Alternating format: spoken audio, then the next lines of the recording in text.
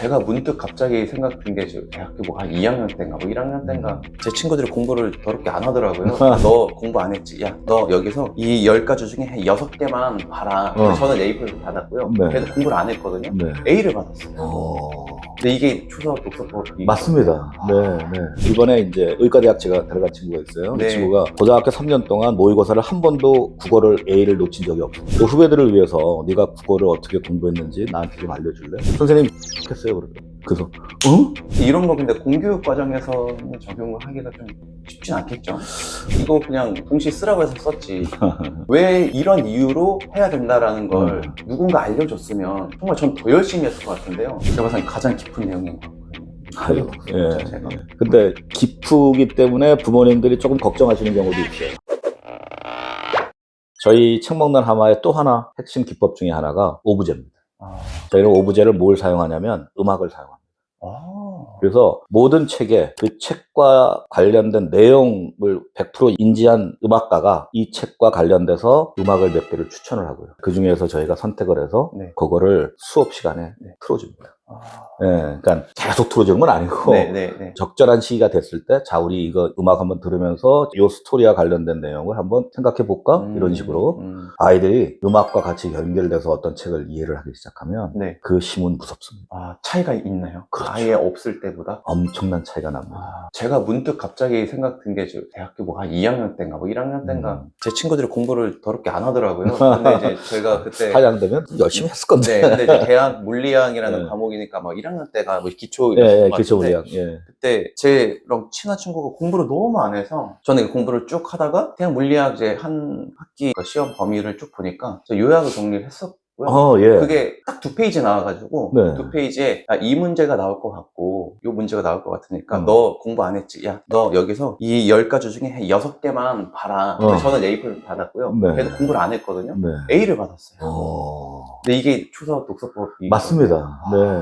조사하셨네요. 근데 이거를 제가 효과를 봤음에도 불구하고 모든 영역에서 할 생각을 제가 못했는데 제가 이제 아기가 있는데 우리 아기한테 이제 이거를 좀 공짜로 알려주셔서 사실은 제가 이제 개인적으로 학생들한테 이제 과목을 가르쳐주고 있는데 이번에 이제 의과대학 제가 데려간 친구가 있어요. 이 친구가 고등학교 3년 동안 모의고사를 한 번도 국어를 A를 놓친 적이 없습니다. 근데 저는 국어를 안 가르치니까 이 친구한테 제가 또 후배들을 위해서 네가 국어를 어떻게 공부했는지 나한테 좀 알려줄래? 이 친구는 초소 모릅니다. 전혀 모르는 상태인데 딱 그래요. 선생님 저 요약했어요 그러더라고요. 그래서 어떻게? 그랬더니 선생님이 칠판에 쓰신 내용과 이 책에 있는 내용과 그 다음에 자기가 자습서나 이런 게 있지 않겠습니까? 그거를 딱 종합을 해서 자기만의 노트를 가지고 보여주더라고요. 여기다가 저는 썼습니다. 요약을 해서. 그리고 시험 보기 전날 그거 한번 보고 갑니다. 그러니까 그거죠. 결국은 요약해 놓은 거에 대한 것이 중요한 게 아니고 과정이죠. 이 친구도 과정을 얘기를 하는 거예요. 자기가 그런 인포메이션들을 다 이렇게 요약한다면 자기가 얼마만큼 그걸 생각을 많이 했겠느냐. 수업을 이렇게 하다 보면 사실은 이거를 앞에서 이끌어 주셔야 될 선생님이 어느 순간 필요 없어질 때가 있어요.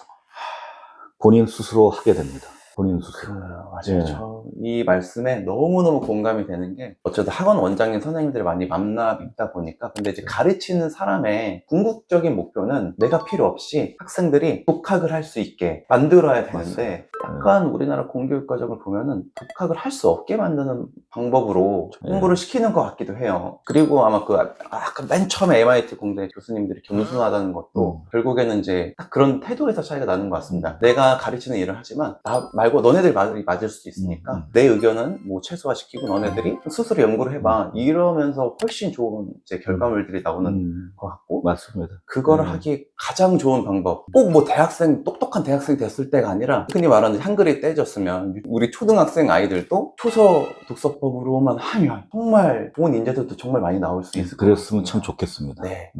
이런 거 근데 공교육 과정에서는 적용을 하기가 좀 쉽진 않겠죠? 요새 사실은 제가 초등학교 교과서 최근에 이제 보게 되면서 깜짝 놀란 게 뭐냐면 동시 부분이 굉장히 강조를 많이 하세요. 초등학교 의자 같은 것도 배열을 토론식으로. 제가 이제 뭐 그 부분을 얘기를 안 드렸는데 저희 책 먹는 하마는 다 토론식입니다.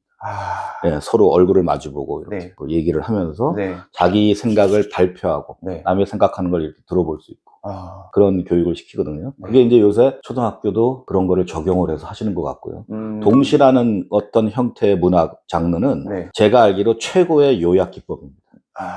맞지 않습니까? 그쵸. 예. 막 정말 뇌를 막 활용해서 은유, 비유 뭐 그렇죠. 해가지고 그 단어 하나가 나오는 게 그게 이제 어떻게 보면 거기에 모든 내용들이 함축되어 네. 있는 거죠. 그쵸. 예. 그거를 그럼요. 초등학교 때부터 시킨다는 거. 그리고 저희 프로그램 중에도 매 시간 저희가 동시에 대한 노출을 시키거든요. 아이들에게. 네. 예, 이런 것들이 제가 자꾸 이런 말씀드려 죄송하지만 요약 기법이다. 저는 네. 그렇게 생각을 해요. 맞네요. 근데 동시라는 거 저도 이제 뭐 학생 때 썼을 텐데 이거 그냥 동시 쓰라고 해서 썼지.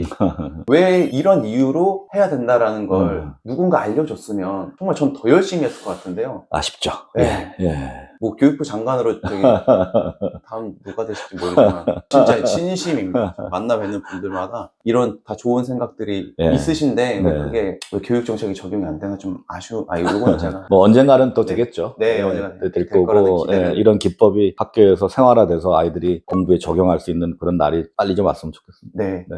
그래서 사실 제가 이 얘기를 왜 말씀드렸냐면 이제 박사님께서 말씀하신 이 초서 독서법이 너무너무 좋거든요. 그래서 앞으로 이게 지금 막 사업은 또 시작하시는 단계이실 텐데 앞으로 미래 계획 같은 게 좀 궁금해요. 저는 진짜로 이런 뭔가 시스템이 공교육 과정 전체 다 적용되면 너무 좋겠다는 생각이 드는데 그런 생각까지 혹시 있으신지 여쭤보고 싶어요. 저희 회사는 일단 사회적 기업이 됐으면 좋겠어요. 사회를 위해서 무언가 이제 공헌할 수 있는 그런 기업이 됐으면 좋겠고 그게 이제 뭐 공교육까지만 영향을 줄 수 있으면 제일 좋겠는데 네. 그거는 이제 차치하고라도 당장이라도 일단 저희는 소외된 계층이 우리 사회에 참 많습니다. 예, 많고요. 그 소외된 계층과 또 하나는 이제 요새 이제 뭐 한국어에 대한 어떤 그 바람이 뭐 무섭지 않습니까? 세계적으로. 그럼요. 예, 그래서 그런 부분에서 또 저희가 좀 기여할 수 있는 것들이 좀 있지 않을까. 그래서 지금 사실은 프랑스나 독일 쪽에 지인들 통해 가지고 이런 거를 이제 좀 제안을 드려서 그쪽에서 좀 고민을 하고 계세요.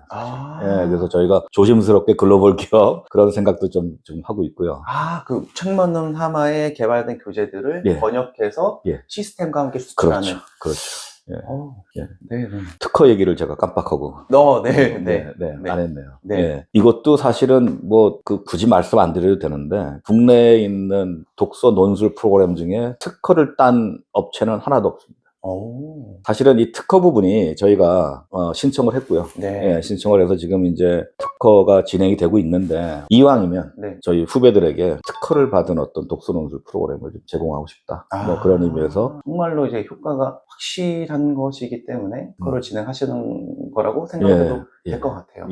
왜냐면 제가 지금까지 유튜버에도 많이 찾아보고 했을 때 뭐 독서, 뭐 문해력 이런 것들 중에 제가 봐서는 가장 깊은 내용인 것 같거든요. 근데 기프기 때문에 부모님들이 조금 걱정하시는 경우도 있어요. 어려울 것 같다. 이걸 과연? 근데 되게 쉽게 편하게 만들었습니다. 그쵸. 그래서 본인이 요약하는지도 모르게 요약도 배우고요.